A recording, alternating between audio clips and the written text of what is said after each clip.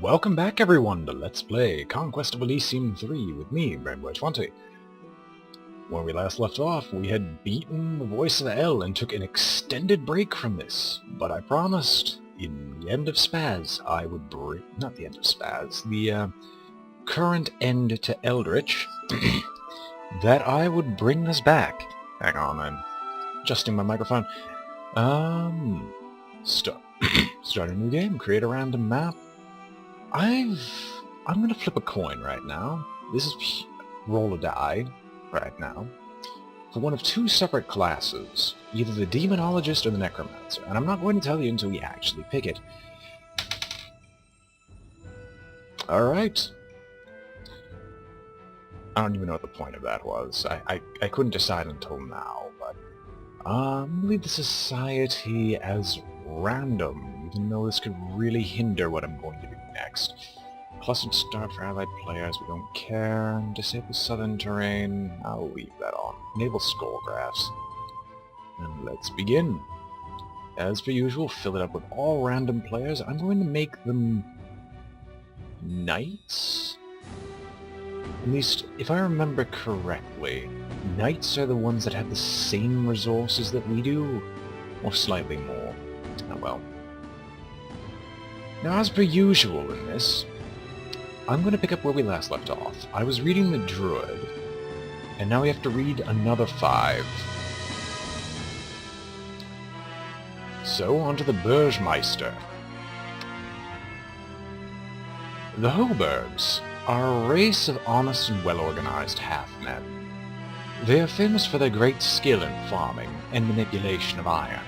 The Hobergs have a strict hierarchy, and at the top of the society sits the Burgmeister, who leads a large and prosperous fortified settlement. Below him is the Horologist, a Hoberg who can create mechanical wonders. Next in rank is the Horticulturalist, who knows the secrets of cultivating the enchanted weed Hobergs are famous for. He also knows how to use the weed to summon woodland beings to the aid of the Hoberg cause. Last among the leaders of the Hobergs are the Hogmeisters, military commanders who ride great boars, and command the elite Hog Knights and other elements of the regular Hoberg armies. Though generally a peaceful and gentle people, Hobergs have a well-developed military. They know that fighting is necessary to defend their villages and secure new resources for their constructs. Crossbows play a very prominent role in the Hoberg army, because they enable the Hobergs to deliver serious damage even to much larger enemies despite their small size. As a Burgmeister, it is important to conquer mines. Mines yield iron, which is necessary to equip higher quality troops. They also produce gems, imbued with the powers of the elements for the Horologist to use. The Burgmeister and the Horticulturist are able to convert regular farms to Hoberg villages for added income and increased production of the enchanted weed. Abilities: slow movement due to small size. Burgmeister and Horticulturist. Of course, this is going to be one of those episodes. Burgmeister and Horticulturist can convert farms to Hoberg villages. Horticulturalist collects enchanted weed, which is used for summonings.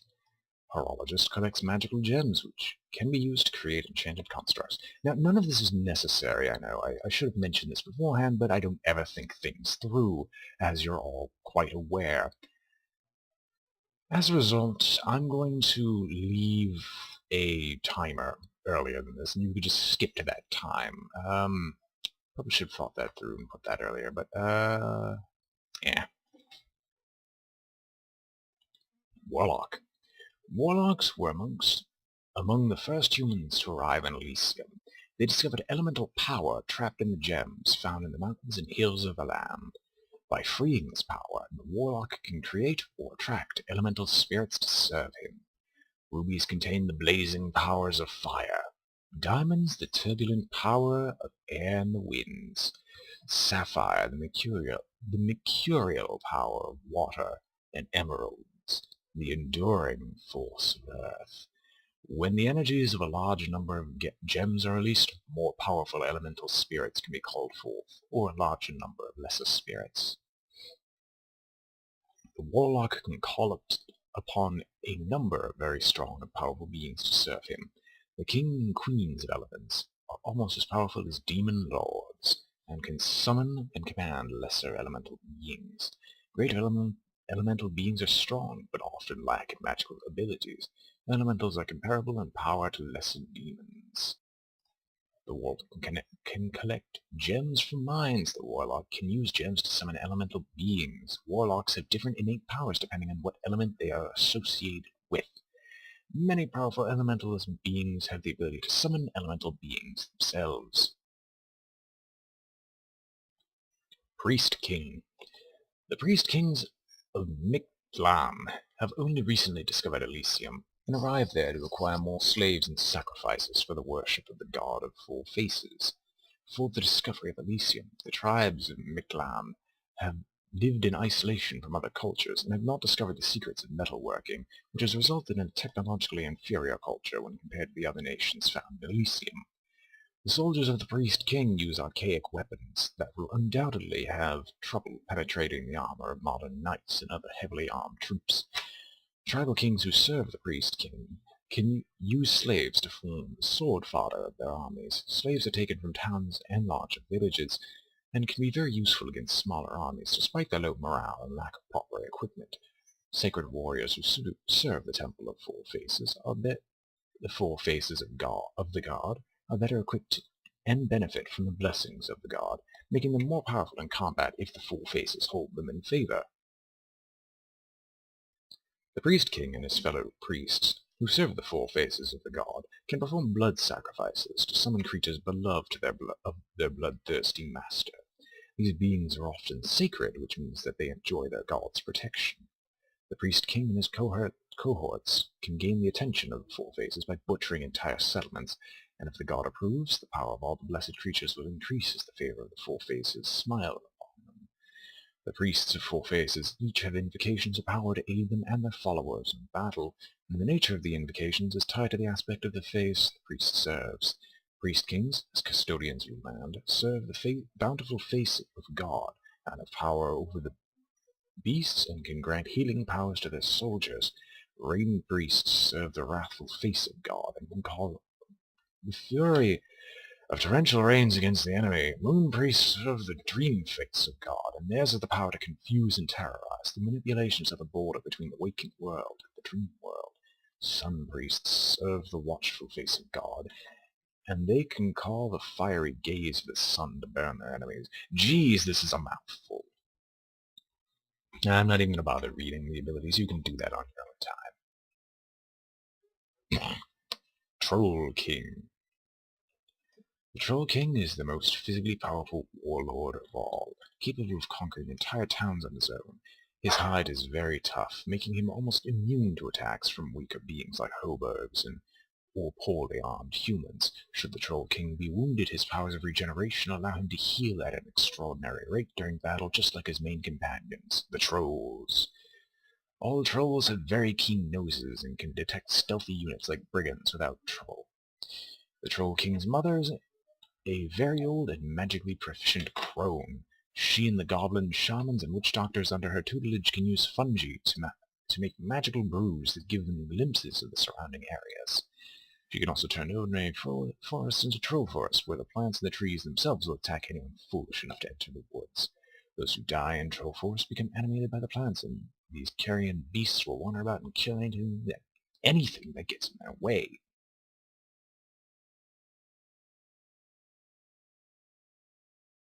Let's see, 1, 2, 3, 4. Enchanter. The Enchanter has learned the art of making constructs. These constructs are mago-mechanical creations, partly magical and partly mechanical. There are many types of constructs, such as living statues, animated armor and weapons, and great golems. The constructs are often huge and can withstand massive amounts of damage before being destroyed. With the help of these enchanted mechanical giants, the Enchanter can crush even the mightiest of armies. However, these titans are extremely expensive to build, requiring an entire mine's worth of minerals and ore. Lesser constructs are not as costly and are more commonly used when building armies. The enchanter will have troops with enormous hit points. Since it costs vast amounts of money to build these constructs, the enchanter often lacks the funds to pay for regular troops. However, even a few golems can crush powerful armies. Constructs do not heal damage suffered in combat, but they have many and varied resistances, making it very difficult to harm them. The building and enchanting of constructs is a very time-consuming process and requires several action points. That was the 5 that I promised to read at the start of every Conquest of Elysium episode. At every start of the series. Now, as for a choice, I was rolling the die between playing the Necromancer or the Demonologist. On a 4 or higher, it'd be the Demonologist. On 3 or lower, it'd be the Necromancer. Demonologist 1. And for those who don't remember the Demonologist, I'll just let you read through it right now. You paused it yet? Well, you haven't paused it yet. Here we go. We are the Demonologist. I'm not going to turn unique random players on, meaning we could potentially meet another Demonologist, or we could meet multiples of the same type of unit. Let's begin. What should his name be? I could just name him KKKKK, but that doesn't seem interesting. Hang on.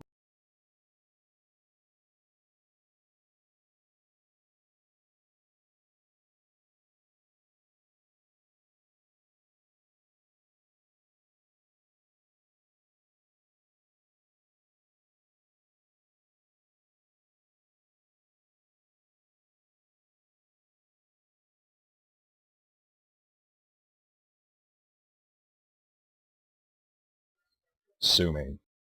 Sue me for using his name. I genuinely don't have an idea what else to use.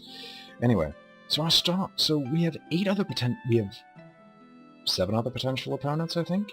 Or 8, I don't remember. Scroll screen. Where is scroll screen?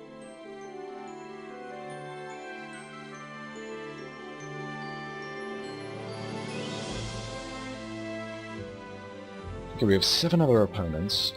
Oh wait, we can actually see who they are. I'm not going to spoil that for myself. I'll meet them when I meet them. Now, the Demonologist, of course, requires blood sacrifices to call forth his demons. We have one of the best starts I've ever seen for a Demonologist, because we have a total of 4 sacrifices per turn, if we get lucky. Now, right off the bat, there's nothing around us that can kill us in 1 unit. I'm going to transfer control over a vast majority of my army.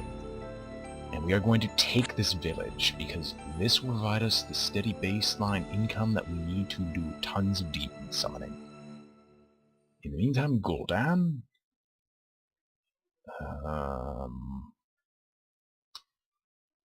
I'll risk it. Okay. End turn. Hope things don't go poorly. I hate combat in Elysium. All the randomness sucks.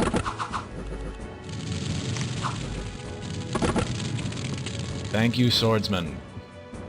Gul'dan, you go here. That means we're going to need to expand quickly, because we need to get the sacrifice train rolling.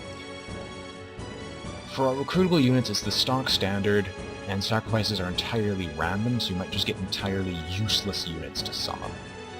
Which isn't a very good thing. Thankfully, if we can get the sacrifice train rolling, we can start getting the heavy hitters. We need those heavy hitters sooner or later. We also need to explore to figure out where our opponents truly lie. Unfortunately, we're not getting lucky, and we're not finding anything else right after that. Excuse me.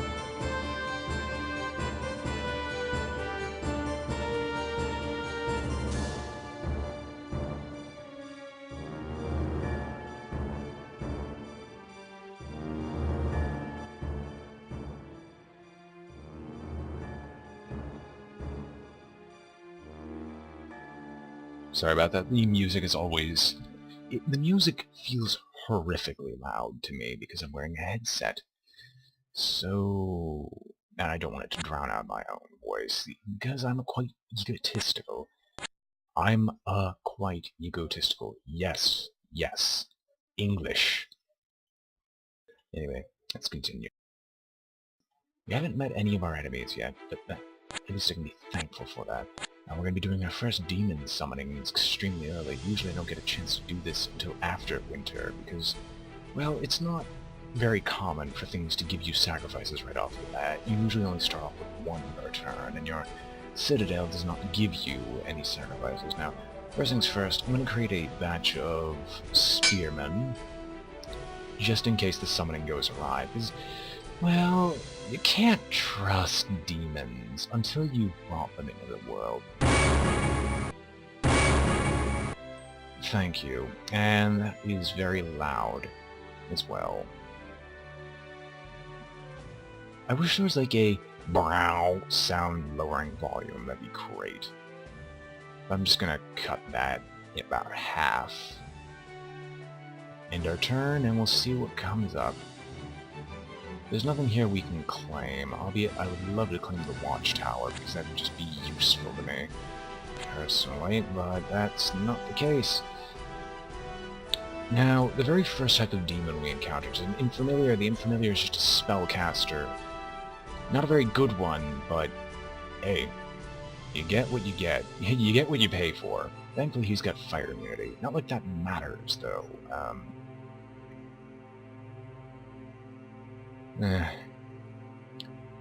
Unfortunately, because there's so few units here at the Citadel, I'm going to leave our Demonologist here.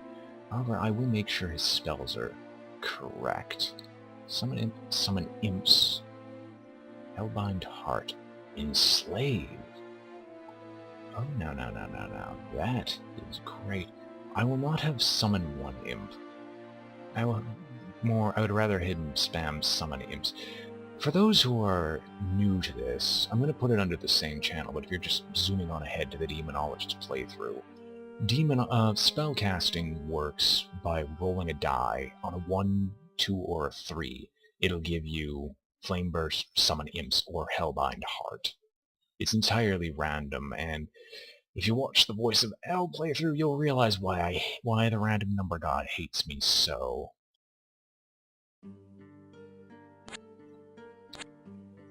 Right, so there's nothing here that we want as of yet, but we're getting quite far away. I'd rather have things near our home that we can be guaranteed.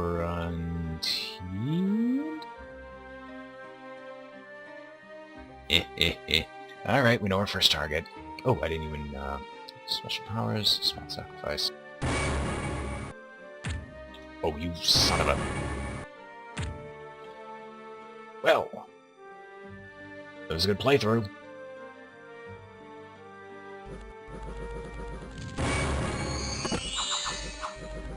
Oh wait, did we enslave him? Methinks we've enslaved him. We did not. Ah well. You see the dangers of demons summoning now. Even on lesser demons, you have a chance of not getting them. However, the Demonologist... In all honesty, the Demonologist plateaus. Like, at the beginning it's like a huge flat line in power.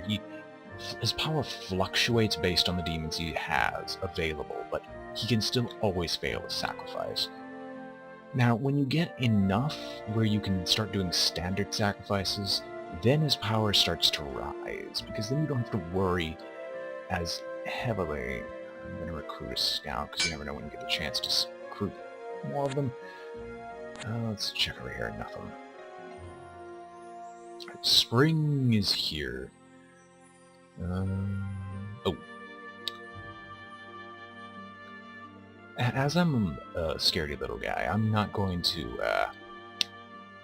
I'm gonna just use a standard sacrifice. And we got Bloodsworn.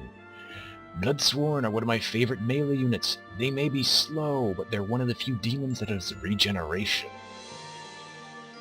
Basically, they will never get permanent damage for long. They deal okay amounts of broadsword damage. Basically, they're just tanks. You always want Bloodsworn in any of your armies, just because they're useful in almost every army. It's like, you're... Ooh. Oh, you son of a... I was gonna say, go cultist. You could do this, but we don't have a cultist anymore. Meaning... I'm going to save up. transfer... I'm going to just take the demons with me. Transfer. And the scout. I'm going to have him do the exploring. Now, what I want to see is a captain in one of these later turns. We can have a hero. A hero cannot lead, though. Oh, and I need iron. Didn't even matter. Heroes are somewhat okay. They're good, like, huge melee fighters, too. They're elite fighters. That's all they are. And turn again. I can recruit another scout. In fact, I will recruit another scout. No. Nothing. Nothing that I want. No, use special power, standard sacrifice, small sacrifice, lesser demon. We got one free Bloodsworn. Yeah, demon summoning is also incredibly random, and that's what's annoying about this class, because you never know how much power you're going to get during one turn. You could effectively get nothing at all during the turn. Now, I could capture this guard tower, and it would reveal here, here, here, here. But I don't trust my chances, even with I might trust my chances because of the fact that Bloodsworn are actually fairly tough on their own, but I'd rather explore around here to get production structures. Like this. This hamlet right here might save me a lot of trouble. We got an enslaved person. Yeah, presumably you are immobile. You can't move, but that's nice. You can at least hold off the occasional opponent. Okay, we now have enough sacrifices where we're getting a total of one summon every 2 turns. I'm going to place Gul'dan back in the Citadel and just have him on permanent summon duty. Now, you can see that there are 2 more levels: Summon Major Demon, Summon Demon Lord, and Ritual of Demonic Mastery. Demon Lords are, safe to say, are something I'm never going to do unless the game drags on for an extreme length of time. Demon Lords are notably finicky about people who summon them, even with generous sacrifices, because we don't even have access to a generous sacrifice level, we only have standard. Even with a generous sacrifice, Demon Lords are still probably just going to kick you in the face for attempting to summon them. Major Demons, however, might produce the combat commander that I want. However, Major Demons are also equally as finicky, meaning I'm probably going to be stuck waiting, but I am going to attempt to start building up towards a Major Demon while I wait around for a commander. Thank you, I needed a captain. And then the rest will go into a batch of spearmen. The captain will be using a pure human force, the demons being more useful defending the home front. And you will also take some scouts, and your whole shtick is to explore this region here that we have no info on whatsoever. While we also prepare for an eventual demon summoning.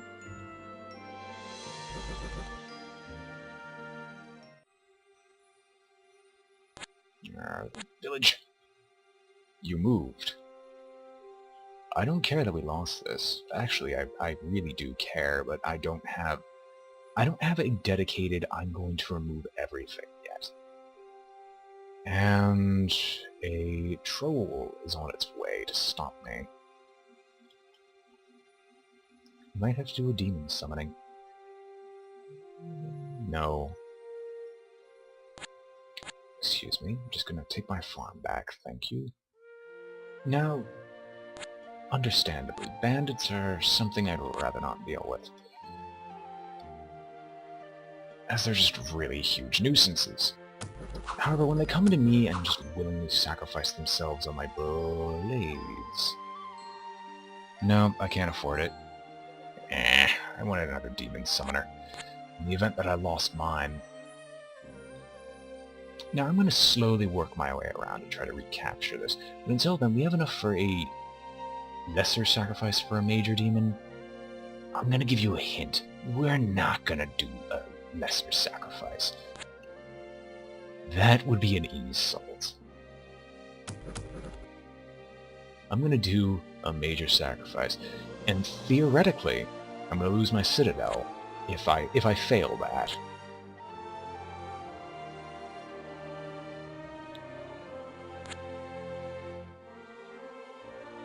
Which is why I'm going to be doing a fair amount of recruitment. Archers! We're gonna need a lot of people if the major demon fails. But do I want to capture the guard tower? It counts as a citadel. Can I... How are my troops? Oh, we have swordsmen, which are better than spearmen. Never healing wound. Alright. We'll give it a shot. We'll see if we can... I'm not even sure what age we're in. I'm guessing it's the First Empire by the sheer amount of guard towers everywhere. Now I just want to capture this and drop off some units in this guard tower just to watch the surrounding region. That was a mistake. That really was a mistake. Ah, well. Well, win some, you lose some. Hopefully we don't lose this village anytime soon.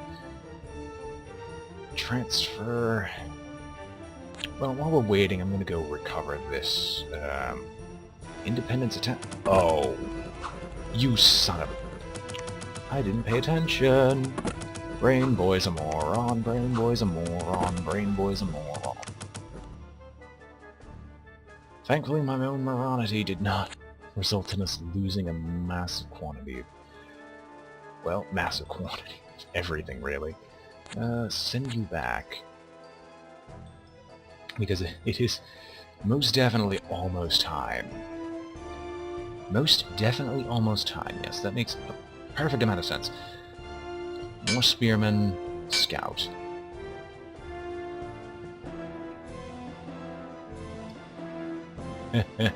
You are not stopping my sacrifice.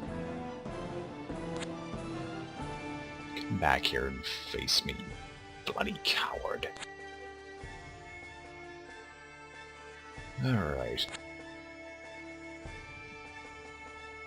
I'm gonna wait one more turn.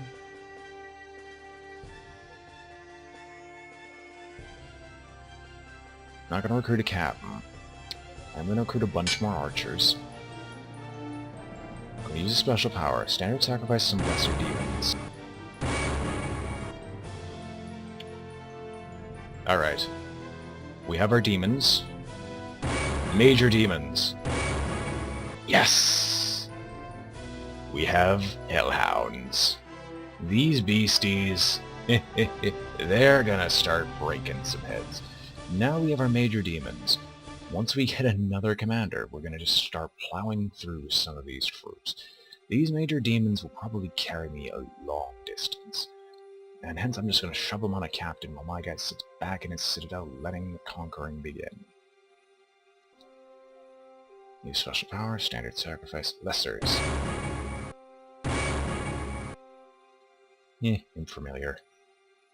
Nothing to recruit, so we're gonna in turn hope for a captain. Captain! Welcome, Ugen. Ugen. Unga Unga. You are going to get a batch of archers.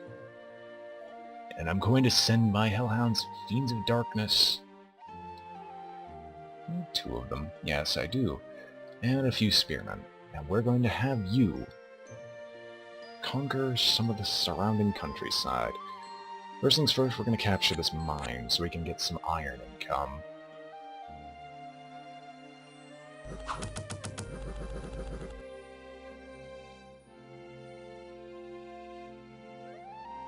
And you're going to go kill this boar who has the audacity to attack a hamlet of mine.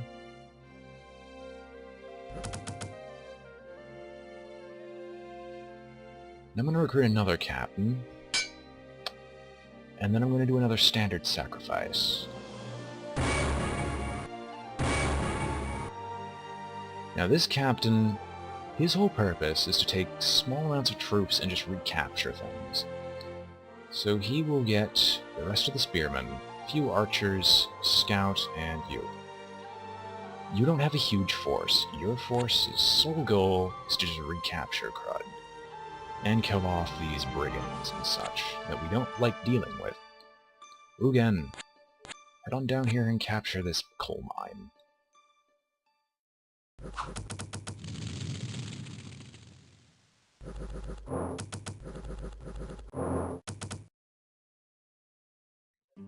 Maybe the disease demon wasn't the best idea. If I remember correctly, the disease demon's actually fairly useless. Oh wait, I just said the wrong ones. Okay, it gives disease. That just gives the disease 1. I'll ditch that and take the hot and take it to a better chance. Plague, disease 1 enemy rank. Yeah, you're much better just keeping you at home. So I'm going to transfer out the disease demon for you and replace that with crossbowmen. In the meantime, Gul'dan, you're going to just sit in base.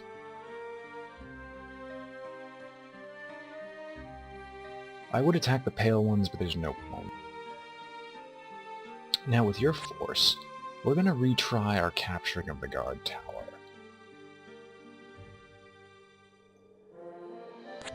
Now you're going to go in here and kill off these deer before they become a nuisance.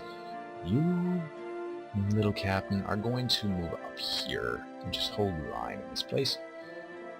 End our turn, we're going to get another standard sacrifice soon.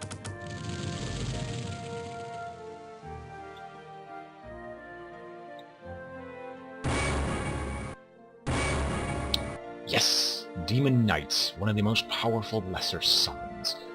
High hit points. Look at that armor. Most lesser troops cannot even touch it.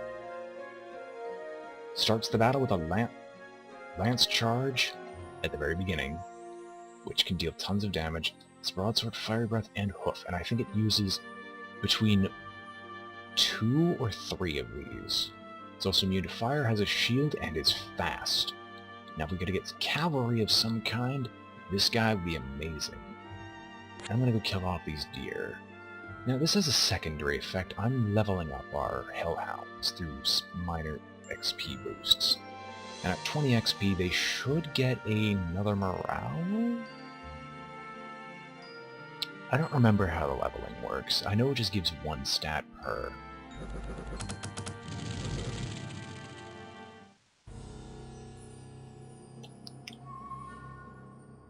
Not close enough yet. Experience. 1 extra hit point per level, 1 extra morale at 1 and 5, 1 extra strength at 2, and 1 extra magic resistance, and an extra hit point at 4. Yeah. You get a lot of power out of level ups. Oh, that would be an amazing get. But I don't trust myself. I would love to kill this...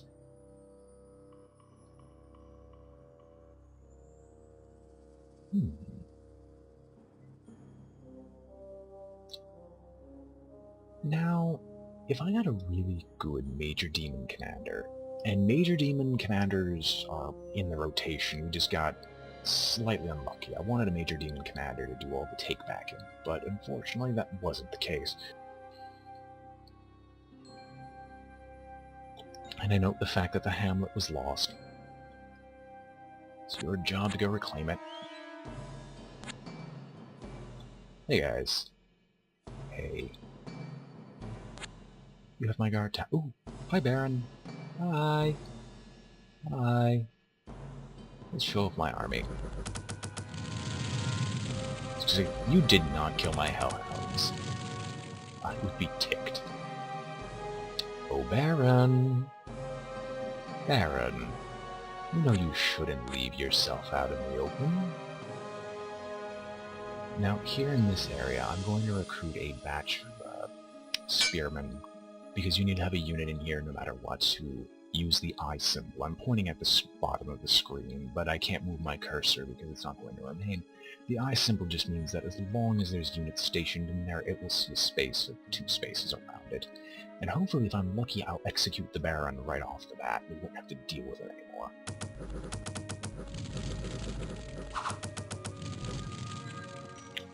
Nope. Unfortunately, that was not the case.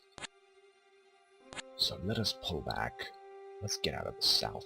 So I'm guessing the Barons either are in this area or here. I don't know which. Ah, yes. I forgot to move you to reclaim the hamlet. You are going to do another standard sacrifice. And we will get a Serpent Fiend. If I remember correctly, you are just melee DPS and poison. Yes, you are just poison. And flying. Okay. Fine by me.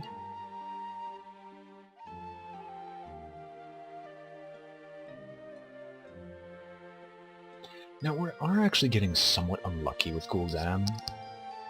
What I really want out of Gul'dan is a scout imp. There's occasionally an independent imp will be summoned that you can just scout around the map with. It is flying and it's quite fast. As a result, it can go through almost any terrain easily, and we could just use that to find a lot of easy pickings. Unfortunately, that's not the case, so we're just gonna... Ooh. Well, don't mind me, Baron, I'm just gonna steal everything from you. I know this is a bad idea, but... Now, what have I got to lose? So in the main citadel, we're gonna recruit some swordsmen. Oh, wait a minute, I'm an idiot. I forgot we're getting iron every turn. We're actually getting a ton of iron every turn. Well, I have no problems with this. Now here's another batch of spearmen. Ooh. Oh, you are not this guy. Let's not send you in there. I was just checking. Just pass you on through, and we shall sit at the gallows. We'll deal with these brigands later. You will capture this coal mine, and if we're lucky, he will have left his citadel undefended like a moron. Because the AI is moronic. Okay, good. For anyone who's curious at this point in the recording, demon summoning works like this. Well, I don't know how it truly works. All I know that's involved in it is this. Your sacrifice level determines a lot. However, the demonic mastery that you have also matters. So if I did a ritual of demon mastery, if I do standard sacrifices for lesser demons, I'll have a better chance of controlling them either way. Now, music's died down, and I can't move any commanders, so we're gonna wait. I see you waiting there. I'm not going to let you live.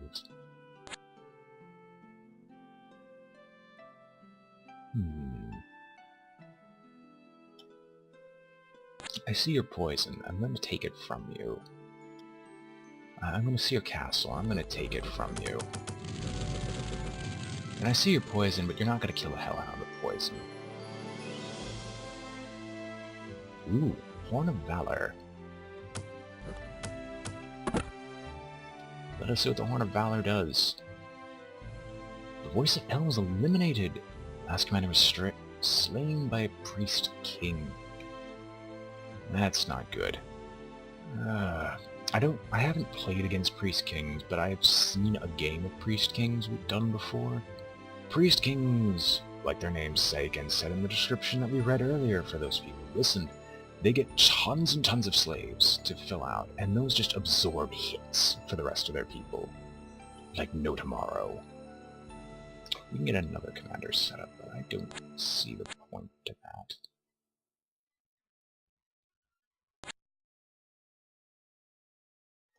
Now, I will recruit units, and I will recruit... Holy bleep the iron. I'm actually going to wait. I'm going to recruit some heavy infantries to hold the old castle. Now, I would love to go and attack you, but I don't feel the urge, because I think Araksha's a little too powerful. And all his units are, quite frankly, scary. Now, Commander, what do you have? Horn of Valor. You get local leadership. Grants morale boost. Oh, units in the same row. Yeah, that's worthwhile. Not really. Ah, we have dwarves! Now let's go see if we can go kill off one of their commanders, shall we?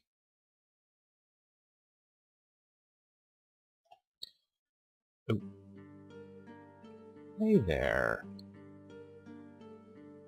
I think this is a case of don't poke the beast. So we have a High Lord.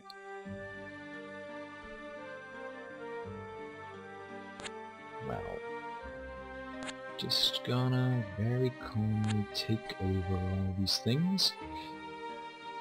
And in the old castle, we're going to recruit some heavy infantry to try to stall them.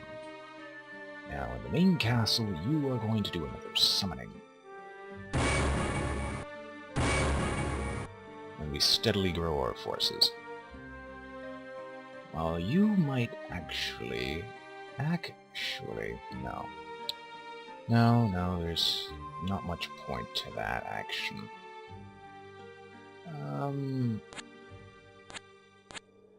You'll go out and explore and see if we can get more sacrificial income. I'll let you take those back, as long as you don't notice that we have an old castle right there we've just captured. In fact, I'm going to make it more unappealing, and I'm just going to shove some crossbowmen down your throat. And hopefully this should be enough to scare him off, because if this guy's his last commander, and he's already got a chest wound, we can hopefully eliminate the last commander if he attempts to assault the old castle. Yeah, knowing this, that's not going to be the case. We're going to get horribly unlucky. You, on the other hand, are going to continue our own explorations. We have another city. I know that one was more heavily defended. This one looks reasonable. If we get a large enough demonic presence, well, we might as well attempt it. I'm going to capture this watchtower just so I can get a quick reveal of everything here. I'm going to leave, like, one troop behind. Now, next commander, Gul'dan, you can't do jack. Oh, you found it. Alright, capture the watchtower, please. You.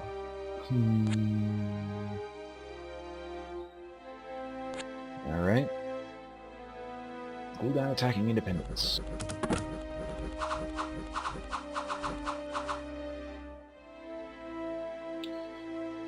We could get a cultist if I had the money. Now, the High Lord lost a couple of units out of that. Thank goodness.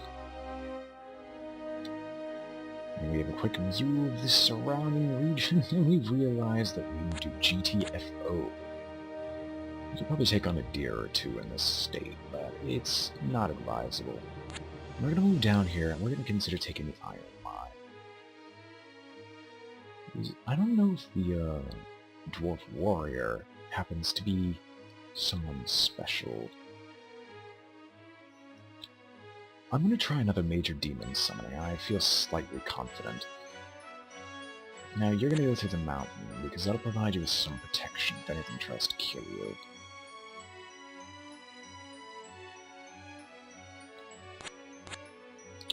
But you have hellhounds. Why am I being scared? Thankfully, you're not attacking me, which is great.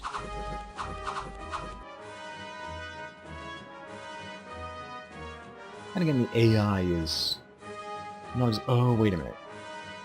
Do Watchtower? No, it's just a coal mine. Never mind. Ignore the fact that I said anything at all. Gul'dan, you can't do anything right now.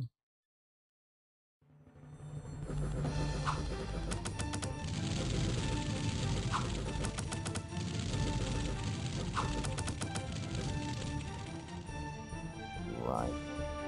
Okay. This is where things are becoming dangerous. We're probably going to have to consolidate our forces in an attempt to remove him. We're going to move down into these hills. We're going to see if we can eliminate whatever that dwarf king, queen, or whatever. It's a dwarf queen, but... I think I remember you from my previous game. I don't know why, though. Oh yeah, I had a pyromancer by the same name. Or a previous game had a pyromancer by the same name.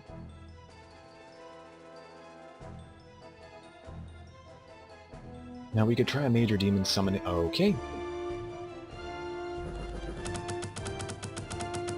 Well, thankfully our longbowmen aren't exactly the greatest, but now they have a recruitment center right next to my home base.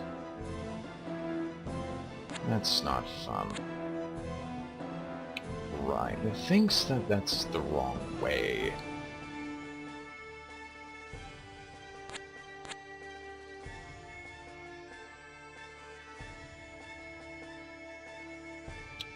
Ah, there's the dwarf, then, that we're looking for. Who again? Head north, please, and we'll hopefully catch you guys trying to kill me. You'll just recombine here, Gul'dan. You'll be prepared soon enough to try another major demon summoning. Furnace Warrior. Yeah, they have plenty of armor, that's why they're annoying. And the Runesmith. Okay. Now let's do some recruitment. I don't have enough iron to do what I want, so I'm just going to do swordsman, and that's it. Yes, good, I did recruitment in the correct place. Intern.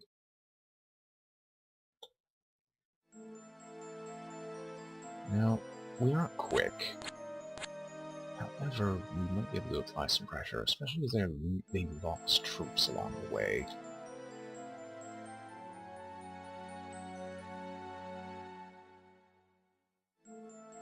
Now, I see our losses of the old castle, but I also see that the enemy is probably going to lose a lot more if I do this.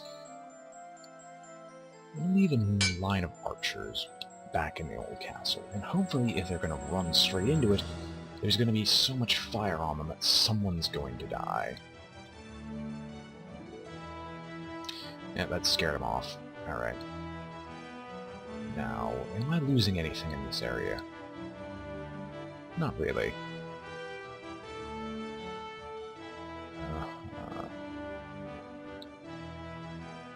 Now, I'd love to scare him out, but that doesn't seem like it's going to be the case for a while.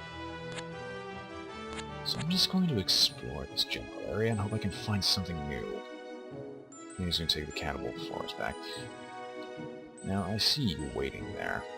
In theory, I could 1, 2, 3 attack with a bunch of extra units on my back, which would bring us up to a total of 25, but the initial lance charge will probably do the most damage.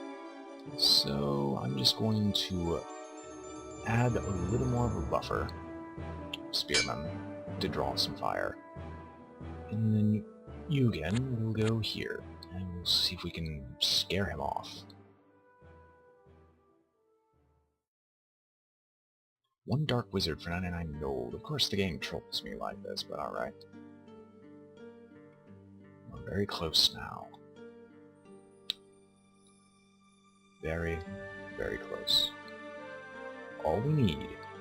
We just need this idiot to come here again, and we'll probably do just a flash recruitment and try to mob him. Turn...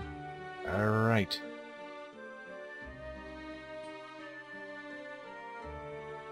We have enough of a demonic horde. We're gonna try a standard sacrifice of a major demon. Wish me luck.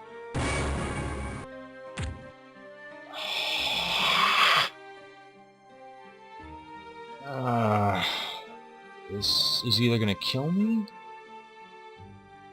No, this is probably gonna kill me. Oh well.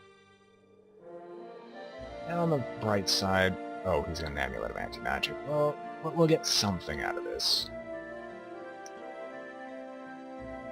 Methinks it's time to recruit some units in the Citadel, most notably some heavy infantry. These guys are gonna have to hold the bloody line. Alright, end turn.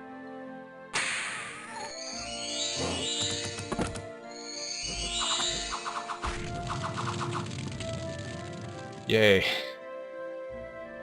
That was terrifying.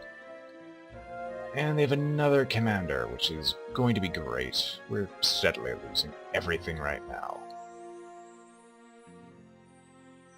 Anyway, I think with that stunning failure, I'm going to end the episode. When we come back, we will continue Conquest of Elysium 3 with me, BrainBoy 20. Until then, so long!